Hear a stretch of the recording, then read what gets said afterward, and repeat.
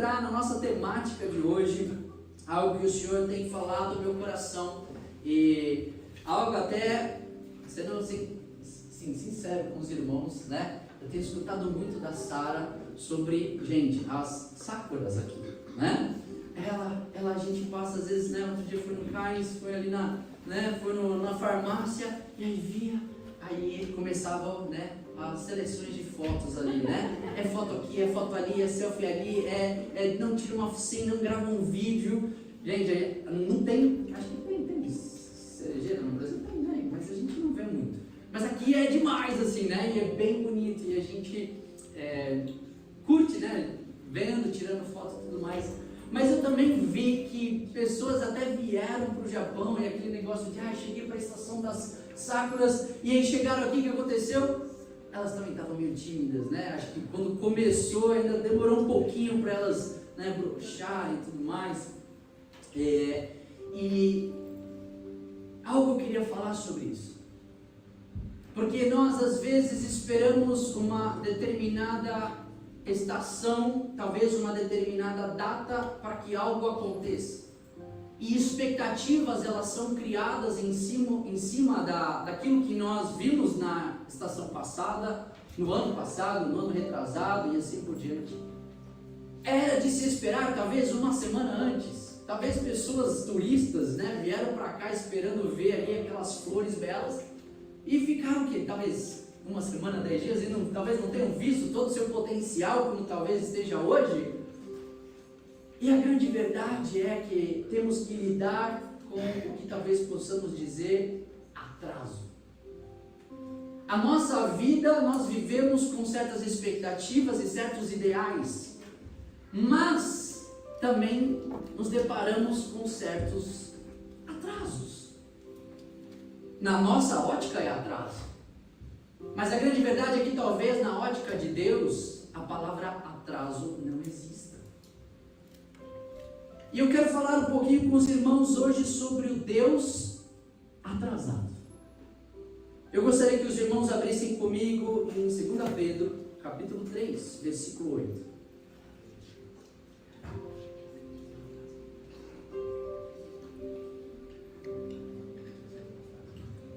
2 Pedro, capítulo 3, versículo 8. Diz assim: Contudo, amados, há um princípio que não deveis esquecer, que para o Senhor um dia é como 1000 anos, e 1000 anos como um dia. O Senhor não se atrasa em cumprir a sua promessa, como julgam alguns. Pelo contrário, Ele é extremamente paciente para convosco, e não quer que ninguém pereça, mas que todos cheguem ao arrependimento. Amém? Amém. Um ponto aqui, né, que nós precisamos entender, e já respondendo à temática, né, sobre o Deus atrasado, é que Deus já não se atrasa. Tudo bem? Fala comigo. Deus não se atrasa. Deus não se atrasa. Talvez você possa falar, Deus está se atrasando em esquentar o clima, porque está frio. Eu posso falar isso, mas Deus não se atrasa. Nada foge do propósito de Deus. Tem uma palavra em inglês que chama timing. O timing é esse tempo, né? É o tempo certo ali, parece que está tudo alinhado, é a hora certa, né? Você já viu aqueles vídeos de Reels assim, que o cara vai atravessar ali, né, a faixa de pedestre, e por um passo passa um carro assim, né, que bateu, uma coisa assim, aí até brinca, né, o anjo na guarda, né? A pessoa que entrou atrás do poste e o carro bate no poste, coisas assim, você fala, meu Deus, foi por 1 milésimo de segundo. A grande questão é que Deus não se atrasa em nada, meu irmão. Seja nos livramentos, mas também seja nas coisas que nos acontecem. Deus não se atrasa. Não há atraso naquele que rege o tempo. Porque o tempo não julga, ou melhor, não maestra, não ensina, não rege a Deus. Deus rege o tempo. Deus é que dá o clique, né? O famoso clique aí dos levitas, né? O tempo. Deus determina o ritmo das coisas. E nós precisamos entender isso. Quanto mais rápidos entendermos que Deus não se atrasa, mais a nossa alma vai se acalmar, meu irmão. Dá uma cutucada no seu irmão e vê, mais a tua alma vai se acalmar, meu irmão. Acalma a tua alma. Espera no Senhor. Eita, Deus está falando aí. Eu não sei para quê, mas Deus está falando. Quando nós aceitamos, isso é difícil às vezes, porque entramos em muitos questionamentos, criamos muitas neuras na nossa cabeça do porquê desse tempo atrasado ou adiantado das coisas. Mas ainda assim é um lugar que nós, lidando com um Deus da qual nós não conseguimos colocar dentro de uma caixa, um Deus da qual nós não conseguimos colocar em cima de uma mesa, um Deus que nós não conseguimos trazer todas as definições, ainda vamos ter que lidar com essa realidade. E isso é a beleza de estarmos lidando com Deus, que é Deus. Porque quem seria esse Deus se nós pudéssemos falar ou mandar a hora que Ele tem que fazer? Senhor, faça agora. Eu posso clamar e entrar em concordância, Senhor, faça agora, no sentido, Deus, manifesta agora o teu reino e a tua vontade. É uma concordância com a oração que Ele fez. Quando orares, clame ao Senhor, Deus, venha o teu reino e faça a tua vontade, assim na terra como nos céus. Eu é que estou entrando no ritmo e no tempo e na concordância de Deus sobre a face da terra, minha vida e sobre a igreja. Mas em nenhum momento sou eu que viro o dedinho de Deus e fala, me dá agora. Quem é a criatura para dar ordens ao seu Criador? Assim a gente vai entendendo que o tempo de Deus não é o nosso tempo. A forma de Deus não é a nossa forma. Números capítulo 9, versículo 21. Só quero citar um negócio, não precisa nem abrir. Números, só anota. Números capítulo 9, versículo 21 em diante, diz assim, ó. Por vezes a nuvem de fogo parava só por uma noite. Isso daqui é o tabernáculo no deserto, Moisés, Israel no deserto. E os movimentos de Israel eram de acordo com a nuvem da presença do Senhor. Olha só. A nuvem de fogo parava só uma noite e logo continuava a mover-se pela manhã seguinte. Contudo, de dia ou de noite, sempre que ela se movia, o povo levantava o acampamento e a seguia. Eles sabiam o momento que ela ia levantar? Não. Eles tinham ali um calendário, um anuário, um planejamento, um aviso. Olha, a gente vai ter a programação, aguarde domingo que vem, a nuvem vai se levantar e vamos todos levantar acampamento, né? Não vai ter almoço na igreja. Não falava isso. A nuvem simplesmente levantava, é agora. Pega a sua cadeira. Bora, a nuvem levantou. Pega a tua cadeira e vamos sair de mansinho, né? Era o momento em que todo mundo saía, juntava as suas tralhas, as suas coisas e bora, porque a nuvem se levantou. É a chamada de Deus para o movimento dele, como nós falamos na sexta. É o momento e o tempo dele de andar. Amém. Qual é esse tempo que o Senhor tem falado contigo? É tempo de parar? Ou é tempo de andar? É tempo de estabelecer acampamento? Ou é tempo de levantar acampamento? Eclesiastes vai falar muito sobre isso, há tempo certo para todas as coisas. Aí ele fala que ficasse a nuvem sobre o tabernáculo 2 dias, 1 mês ou 1 ano. Esse era o espaço de tempo em que o povo estacionava. E aí, meu irmão, você está na Cosoco ou você está no Parkway ali, né, no estacionamento? Talvez o seu irmão vai estar na Cosoco. Talvez o teu irmão vai estar aqui na rua da esquina, que é 20 por hora. Mas vai ter um que o carro ainda vai estar lá na concessionária. Nem carro tem ainda. É o meu caso. Eu nem aplicação tenho, nem visto tenho. Mas você está fazendo a obra. Amém. Glória a Deus, glória a Deus. Amém. Deus me deu um calcanhar, né? Glória a Deus por isso. 2 ainda, 4 com a minha esposa. Vamos embora. Já temos um quadrúpede aí, praticamente.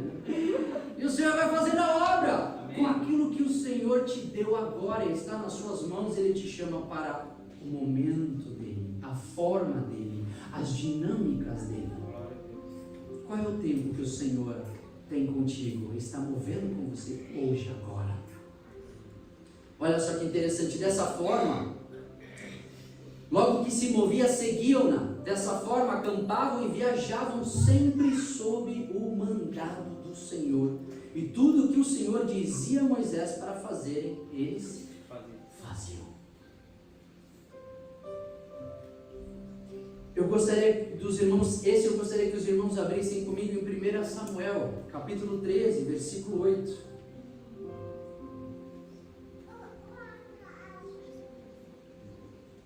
1 Samuel, capítulo 13, versículo 8.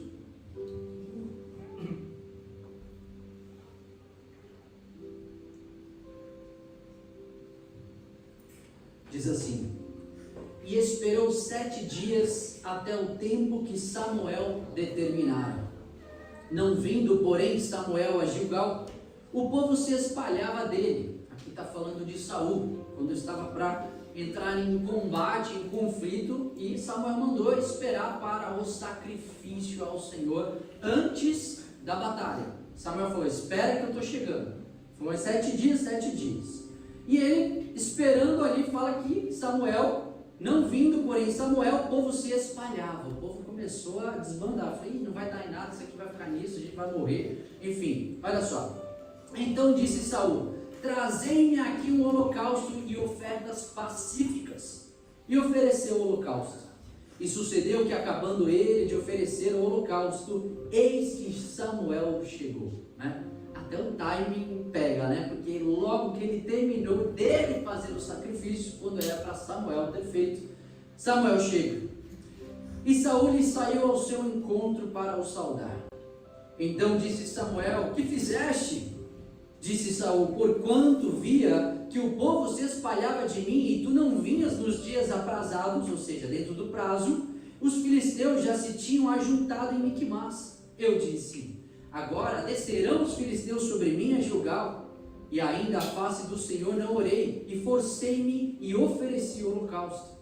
Então disse Samuel a Saul: agiste necessariamente e não guardaste o mandamento que o Senhor teu Deus te ordenou, porque agora o Senhor teria confirmado o teu reino sobre Israel para sempre. Porém agora não subsistirá o teu reino. Já tem buscado o Senhor para si um homem segundo o seu coração, e já lhe tem ordenado o Senhor que seja chefe sobre o seu povo, porquanto não guardaste o que o Senhor te ordenou. Na história a gente vai vendo que é bem no começo do reinado de Saul. Israel tinha saído de um período de juízes e entrou ali, em 1 Samuel, um período de reis, que começou com Saul. Saul já tem uma vitória ali, e aí ele tem esse outro momento de confronto, da qual o Senhor chamava ele para: espera aí que Samuel está chegando, vai sacrificar, vai fazer o holocausto, para depois vocês irem para a batalha contra os filisteus. Passa 7 dias e nada. Meu irmão, não tinha WhatsApp, não tinha Telegram, não tinha Insta, não tinha Line, não tinha nada. Ele tinha que esperar. Esperar era necessário. Fala comigo: esperar é necessário. Meu irmão, ele perdeu assim por um triz, porque já tinha chegado o último dia. E foi ele sacrificar. Lembra, pensa comigo, que quem sacrificava ali era o sacerdote. Ali Samuel vai ter essa postura. Ele também era juiz, também era profeta, mas tinha uma postura sacerdotal. Mas não era função de Saul, era função de Samuel. Saul foi lá, pegou as coisas, ofertou, talvez até, como ele mesmo fala: mas eu não poderia ir à guerra sem sacrificar ao Senhor. Mesmo fazendo certo, o tempo era errado. O timing, a maneira, aos olhos dele, Deus estava atrasado. Na figura de Samuel, houve atraso. O que eu faço com atraso? Eu faço. E aí é que está o problema. O que nós fazemos quando o atraso está diante de nós, ou quando nós achamos que Deus está atrasado? Nós fazemos alguma coisa? Faça alguma coisa, você tem que fazer alguma coisa. Você vai ficar aí parado? Vai esperar o quê? A bênção cair no colo? Quem já não viu isso, não é verdade? A grande verdade é que foi exatamente o que Saul fez. Ele foi correr atrás da bênção dele. Ele foi correr atrás do favor dele. Mas quando nós estamos debaixo de uma palavra do Senhor de espera, aguarde, confia, dependa, não é momento de fazer nada. Eu posso falar, meu irmão, é o mais difícil. O mais difícil é nós conseguirmos aguardar na presença do Senhor. Esse não fazer nada não significa ligar a Netflix e maratonar 12 horas ininterruptas. Não é isso. Mas é nós termos um lugar de cultivo na presença de Deus, de oração, de busca, de leitura da palavra. Esse é o lugar de espera que o Senhor nos chama. As promessas que Deus tem na sua vida, as profecias que você já ouviu ao longo da tua história até aqui, agora, hoje. O que você tem feito com elas? Eu já vi pessoas que ouviram promessas de que iam fazer missões no Japão. Eu estou chutando. Vai lá, sai do emprego, vende tudo e vai para o Japão, sem ter nada. Tem alguns que são corajosos. Mas se eu estou debaixo da direção de Deus, Deus vai mostrar a forma, a maneira e o tempo certo dessas coisas acontecerem. Ali, a citação que ele faz, neciamente, é de imaturo. Ele sacrificou de forma imatura. Aquele que não sabe esperar o tempo das coisas, o seu tempo, o tempo em que Deus derrama o seu Espírito para você ir fazer, ir mover, ir romper, aquele que não espera é imaturo. Será que nós não estamos sendo imaturos diante da falta de espera?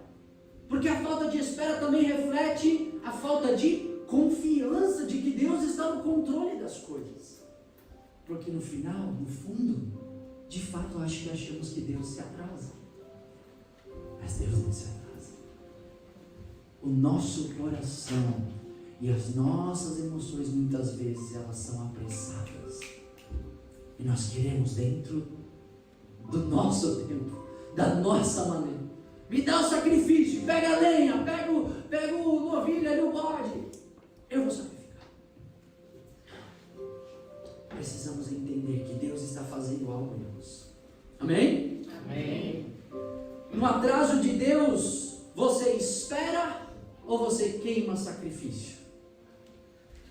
A balança diante de você ali. Imagina o Morfeu ali em Matrix, né? E aí, qual que você escolhe? Esperar ou queimar o sacrifício? Né? A pílula azul ou a pílula vermelha? Qual que você toma? Quando estamos falando sobre a vontade de Deus, estamos falando da vontade perfeita. A vontade perfeita de Deus, ela não está atrasada e nem adiantada. Não há demora, há somente o tempo certo. Fala comigo, tempo certo. Tempo certo. A sua ansiedade ou a sua pressa, ela não fala mais alto do que a vontade de Deus, pois os seus olhos estão condicionados ao físico. O seu olho está condicionado ao físico. Enquanto a vontade de Deus, os olhos de Deus estão sobre a eternidade, meu irmão. Eu já falei isso, acho que na semana passada, não sei, que Deus é um ser eterno, nós somos seres mortais. Nós precisamos entrar na eternidade, para que a gente possa mudar as coisas naturais pelo lugar de eternidade.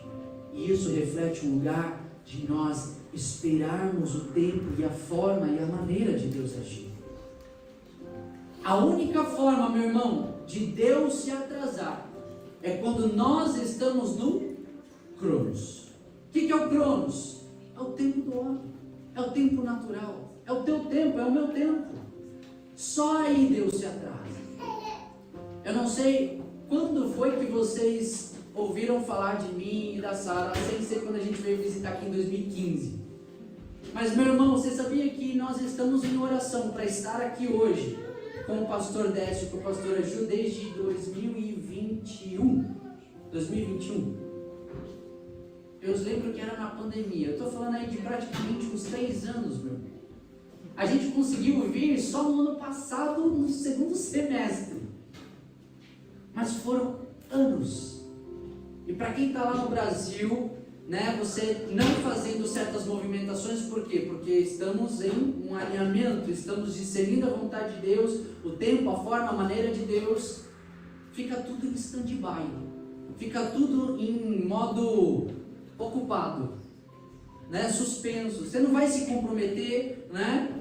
Eu lembro que recebi uma proposta para dar aula de inglês numa universidade lá no Brasil, lá numa escola, universidade, né, no Mackenzie, não sei se você conhece o Mackenzie, e me chamaram para dar aula lá. E meu irmão, eu fiquei tentado. Porque imagina os seus filhos, os dois com bolsa, a mensalidade de cada criança lá é de R$2.000 praticamente, isso escola, não estou nem falando de faculdade. Então é um caminho que promissor. E aí de repente você se vê num lugar suspenso, stand-by, né? Na espera, tudo certo e nada resolvido, mas ainda assim guardando uma promessa daquilo que o Senhor te falou e daquilo que estamos alinhando em concordância com o pastor, com vocês, com este lugar, com aquilo que Deus está fazendo. Se a gente não percebe o propósito por detrás, para nós não faz sentido. Não percebemos sentido. E se não há sentido, não há por que esperar. Não há por que confiar. Não há por que depender do Senhor. As coisas que o Senhor faz, Ele tem as suas maneiras. E nem eu, nem o pastor, nem presbíteros algum vão poder falar todos os porquês. Mas ainda assim há uma beleza de nós nos entregarmos e confiarmos diante de um Deus que é soberano, de um Deus que dá a última palavra sobre nós. E é uma escolha. Ou você se rende, ou você não se rende. A questão é que nós não nos rendermos é o mesmo sacrifício de Saul. Eu vou carregar a minha família nas costas. Eu vou carregar o exército através do meu sacrifício. Vai ser pelo meu trabalho, vai ser pela minha vida, vai ser as minhas habilidades, vai ser a minha reputação que eu vou fazer isso acontecer. Onde a gente acaba colocando os pés pelas mãos, meu irmão. Nós precisamos aprender a colocar no Senhor em primeiro lugar. E isso é o lugar da espera também. De chegar amanhã, por exemplo, antes de você ir para o seu trabalho, de você juntar com a sua esposa, o seu marido e falar, vamos consagrar o dia de hoje. Vamos colocar esse dia de trabalho. Esse dia de trabalho vai ser adoração ao Senhor. O que vai acontecer? Eu não sei, Senhor, mas eu sei que o Senhor vai estar na frente da minha vida. E eu sei que o Senhor vai abençoar o meu trabalho. Eu sei que o Senhor vai me levar a fazer de forma excelente. E é nesse lugar de excelência que eu vou ver os frutos. O fruto do meu trabalho, mas também o fruto de reconhecimento, um fruto de adoração a Deus. E assim nós vamos vendo Deus agindo na nossa vida. Porque nós permitimos que Ele assuma, que Ele haja, e que Ele assuma as rédeas da nossa vida. Estão comigo? Amém? Amém? Boa parte da demora de Deus, ela está relacionada a um propósito. Se podemos falar que Deus demora. Êxodo, eu só vou citar Êxodo capítulo 3, versículo 7. Vai falar ali da opressão, né? Ali, ó, capítulo 3, versículo 7, opressão de Israel quando estava no Egito. E ali fala, então o Senhor lhe disse, por certo tenho visto a opressão do meu povo no Egito. Tenho ouvido o clamor por causa dos seus capatazes, sei o quanto eles têm sofrido. Mas uma coisa interessante aqui, meus irmãos, que no versículo 9 ele fala assim, ó, sim, o clamor do povo de Israel chegou a mim. Às vezes a gente não entende por que não acontece assim, né? Mas por quê? Porque o clamor precisa chegar. A fé precisa chegar. O lugar de confiança precisa chegar. O que isso quer dizer? Às vezes Deus ele está esperando, não porque Ele não queira fazer, mas porque Ele está esperando o burburinho da tua alma e do teu coração acalmar os ânimos. Eu não sei se você já teve um momento difícil na sua vida, um momento de caos, um momento que você fala assim, cara, já era. É a noite do choro, né? É a noite do caos. Cara, hoje eu não passo dessa noite. Eu não sei se você já passou por isso, eu já passei, tá? O pessoal no Brasil já passou, né? Mas enfim, a questão é que tem aquele momento, meu irmão, que você acha que você não vai sobreviver. Você fala, cara, de hoje eu já não sei o que vai ser.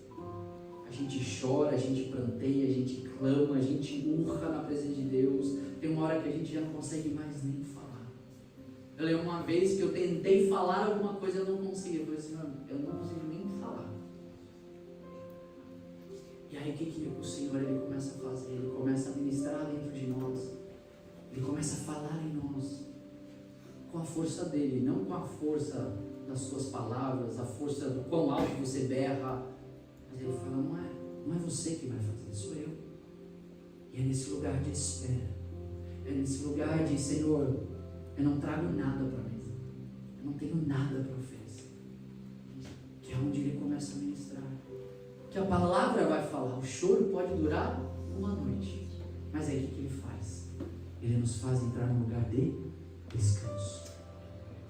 Quando que termina a noite, meu irmão? Quando a gente entra num lugar de descanso.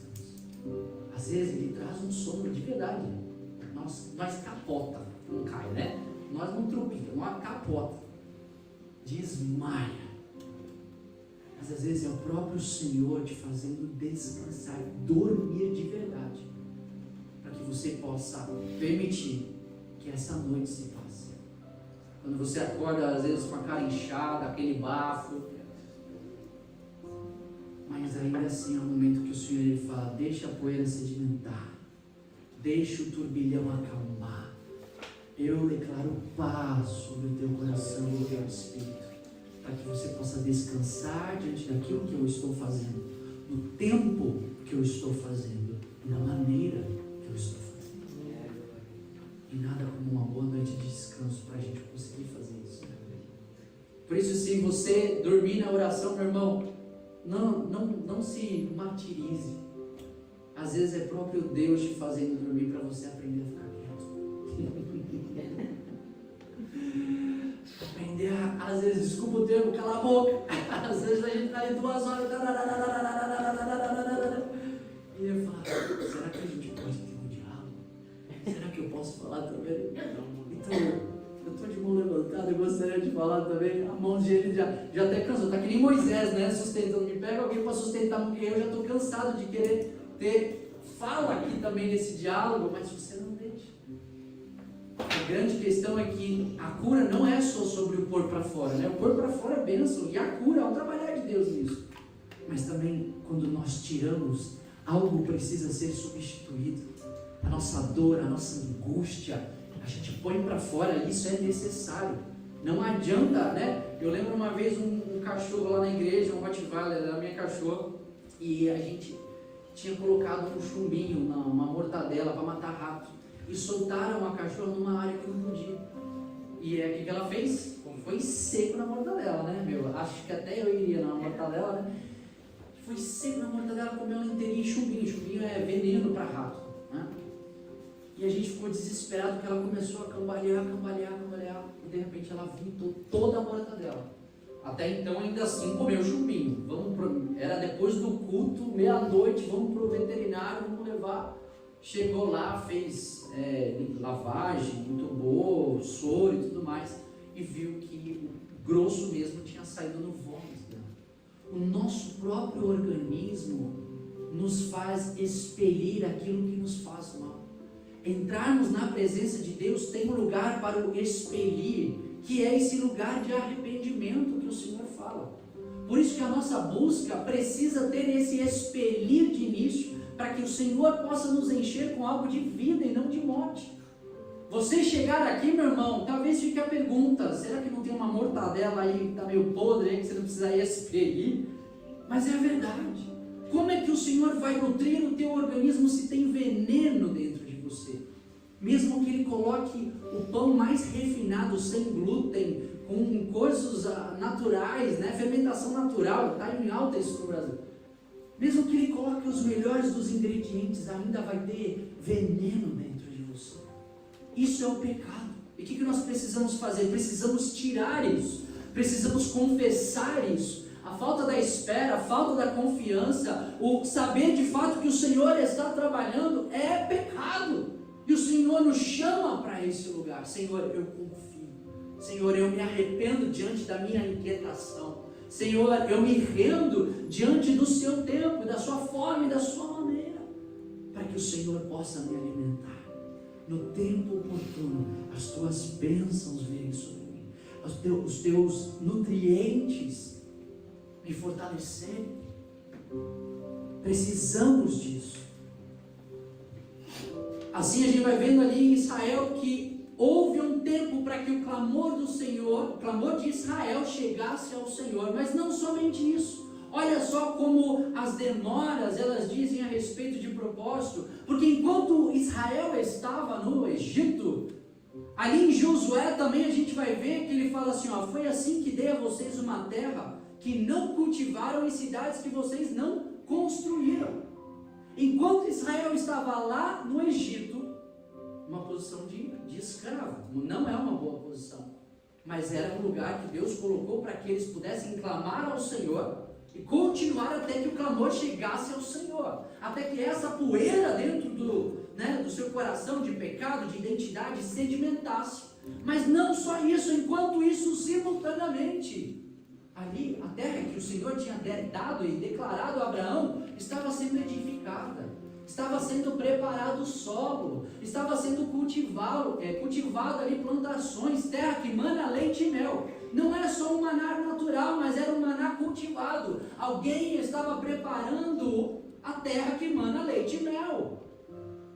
Consegue entender que o Senhor ele vai trabalhando com coisas que nós nem sabemos e nem temos a dimensão? É a multiforma de Deus agir. Talvez o Senhor esteja agindo com você aqui, mas talvez o Senhor já está agindo no teu filho lá em cima. Talvez agindo lá nos teus familiares no Brasil. Talvez Ele já esteja consagrando a tua casa para quando você chegar. O seu trabalho, falando ao seu chefe. Eu não sei. Mas precisamos entender que um Deus, Ele transcende o espaço. Ele transcende a matéria, Ele transcende o físico, meu irmão. Ao ponto de Ele passar, até por ser um Deus eterno, Ele consegue se mover entre décadas, séculos e anos. Foram 400 anos de Israel no Egito, meu irmão. Mas foram 400 anos, que ainda depois teve deserto de mais 40 e muitos tempo passou. Mas que ao entrar naquela terra, era uma terra pronta, era uma terra preparada para aquele tempo que Israel estava para viver. Consegue entender que talvez aquilo que você está cultivando seja só uma pequena expressão de um todo do que Deus está fazendo na sua vida? É a forma de Deus, é a beleza de Deus, é o tempo de Deus. Deus é quem dá a última palavra, meu irmão. Eu lembro uma vez, não sei se eu já falei isso aqui, mas enfim. Eu lembro uma vez eu tinha um tio, irmão da minha mãe, alguns devem conhecer a pastora Ana Rita. Eu tinha um tio e ele era meio doido, né? Ele era meio doidão de tudo, até falei dele na semana passada, que entregou a vida para o Senhor, serviu ao Senhor depois de estar perdidão no mundo. Ele era a ovelhinha, né, afastadinha assim, mas o Senhor fez a obra depois de 15 anos orando por ele, jejuando por ele, falando do Senhor para ele, ele resistindo, mas nós perseveramos sim, e o Senhor ouviu o nosso clamor e ele aceitou o Senhor. Foi uma mudança radical na vida dele, e foram acho que até 15 anos de conversão até que o Senhor o recolhesse. Ele faleceu em 2016, mas era sabe aquele tiozão, sabe, não sei se você tem aquele parente na família que você tem um coração maior, não vou falar a preferência, mas ele era especial, a gente gostava muito dele. E ele gostava de fazer coisas aventureiras, coisas diferentes. Até hoje a gente gosta de mergulhar, por conta ele era instrutor de mergulho, gostava de pular de paraquedas. E eu lembro uma vez que ele falou, vamos pular de parapente. Ai meu Deus, como é esse negócio, né? Você literalmente abre o paraquedas e pula de uma montanha grande. Você fala, tá, beleza, vamos lá, né? E a gente gosta dessas coisas, então fomos. E eu lembro que a gente falou assim, vamos marcar, que hora vamos marcar? Vamos marcar às 9 horas, precisamos estar lá que o voo vai ser às 9. Beleza, conversa vem, conversa vai, e tudo brasileiro, né, demora, né, para acordar, eu acho, né, do Brasil. E atrasamos, chegamos lá pro voo, eu falei, já são 10 horas, chegamos 10 horas, 1 hora de atraso, era em Atibaia, era interior de São Paulo, tinha que pegar a estrada, eu falei, perdemos o voo, né? E quando nós chegamos lá, eu falei, agora, tipo, será que vai dar? Porque tem horário, tem vários pulos, saltos. E aí ele virou pra mim assim, com aquele sorriso maroto, e falou, era às 10. Oh. Eu não sabia se eu ficava feliz ou nervoso com ele. Aí eu olhei assim, que legal, mas tipo, o que você quer dizer com isso? Tipo, né? Ou seja, ele já preveu o atraso. Até hoje eu não sei lidar com isso. Eu não sei se foi um tapa na cara bem dado, assim, leve, mas foi bem dado. Mas eu fiquei feliz. Também aprendi uma lição ali, mas fiquei feliz. E eu tomei isso como um aprendizado na minha vida também, porque às vezes nós achamos que estamos atrasados para algumas coisas na nossa vida. Talvez você possa olhar o seu momento agora e falar, poxa, já era para eu estar vivendo isso, aquilo, Você pode fazer a tua lista. Mas a grande verdade é que assim como meu tio, Deus, ele vira e fala assim, estava marcado para as 10. O Senhor tem um horário marcado no tempo dele, porque Ele é um Deus eterno. Aleluia. A eternidade de Deus não é o tempo do homem, porque o tempo do homem é falho.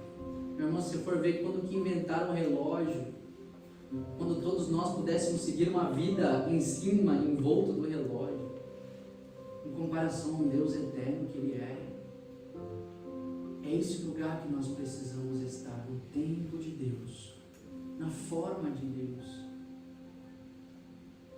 O que o Senhor está falando para você hoje? O que o Senhor Ele está mostrando para nós sobre o tempo dele? Eu não sei se você tem se cobrado demais diante dessa realidade. Poxa, era para eu estar em outro patamar. Nossa, já era para eu estar ganhando o dobro. Talvez era para eu estar em outra empresa. Talvez nem no Japão eu tivesse mais o Ichihara. Mas talvez, meu irmão, era para você estar exatamente aqui.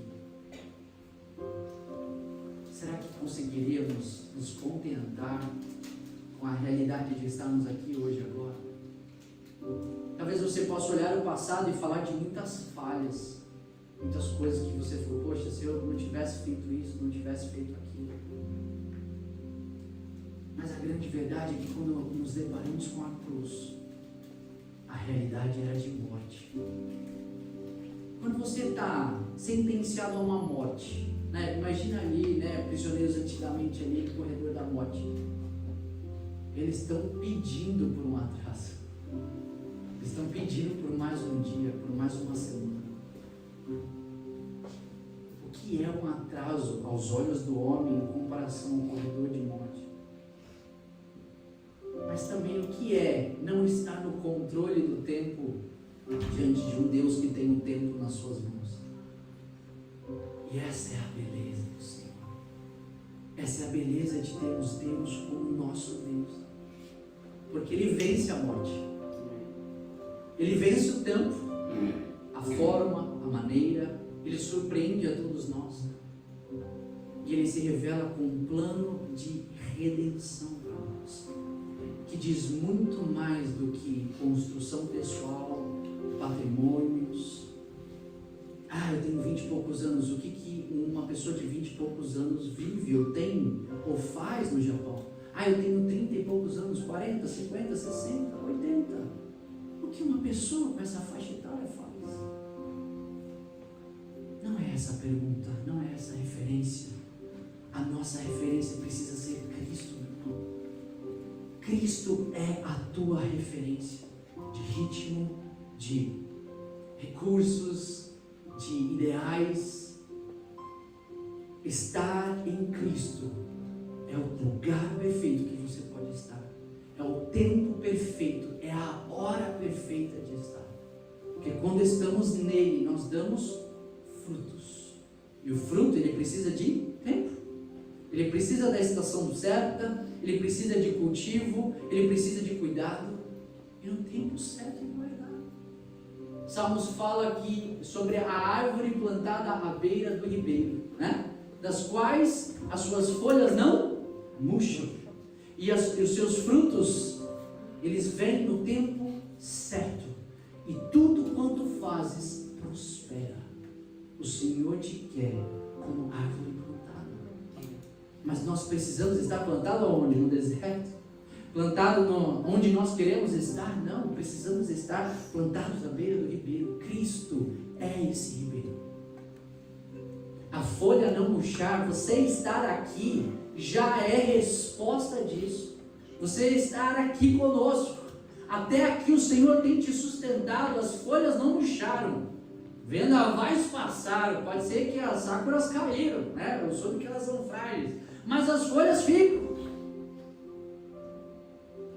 Mas no tempo certo os frutos virão.